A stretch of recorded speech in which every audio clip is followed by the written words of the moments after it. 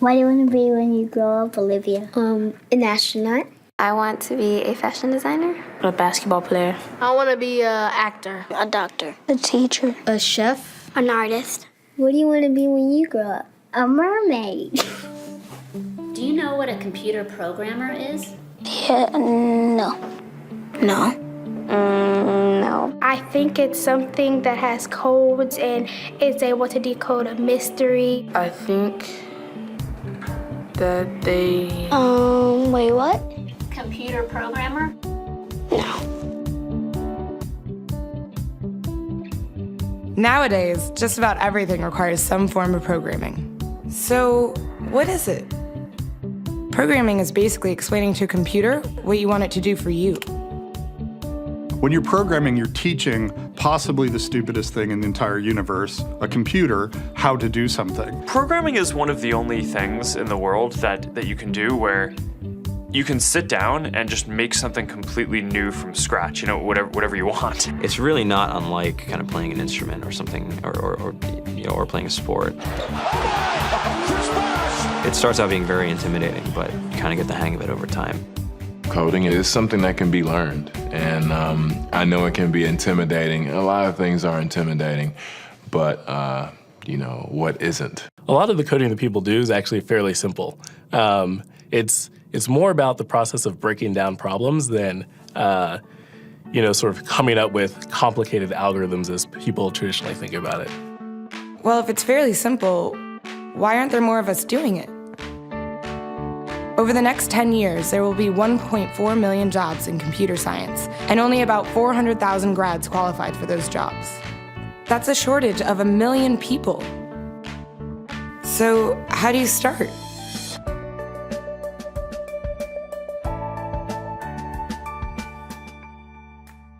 I was obsessed with maps when I was a kid, and cities specifically.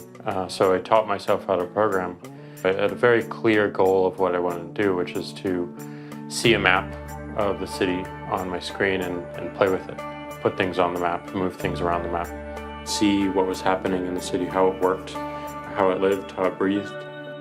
The best early thing was actually using software to decide when the classes in my school would meet, and that put me in a position to decide which girls were in my class. The first program I wrote asked things like, what's your favorite color?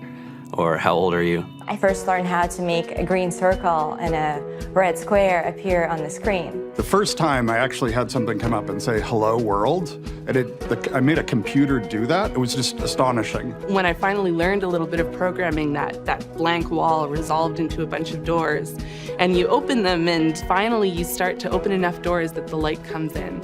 And to me, a finished program is like a structure filled with light. All the corners are illuminated. You understand the structure of it. It's a really serene feeling to have completed that.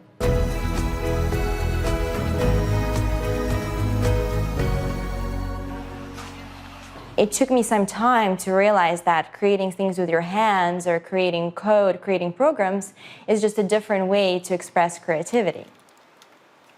I think right now there's a big emergence of the culture of making.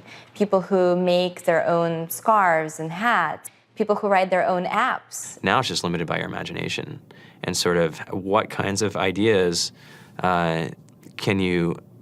what kind of understanding can you build into the computer so that it can do these things that were previously impossible.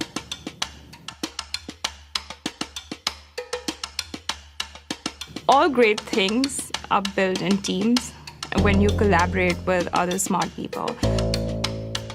You're testing your ideas, you're stimulating each other. That's what makes us successful. It's not some flash of brilliance by somebody who then codes 24 hours a day for 3 weeks. It's what happened. The magic happens when we're all on the same page, collaborating and building something together. There's a much greater need in the world for engineers and people who can write code than there will ever be supply. And so we all live these very charmed lives. To get the very best people, we try to make the office as awesome as possible.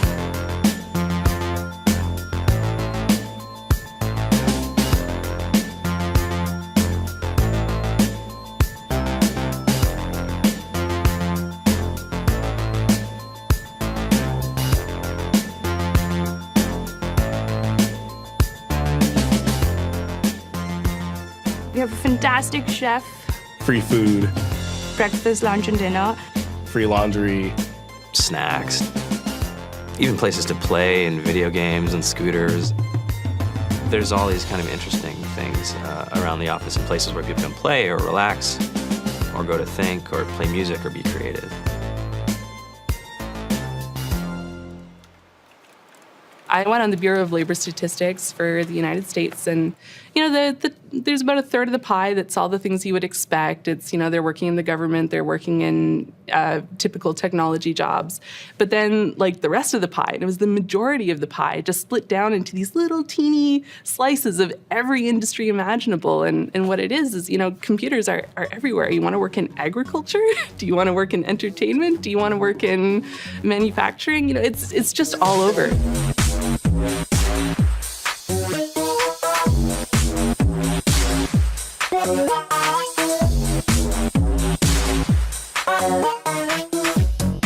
Here we are, 2013. We all depend on technology to communicate, to bank, information, and none of us know how to read and write code. So you guys, what else? Who else has an idea of what we can change with our programming? What else can we do? Tiffany?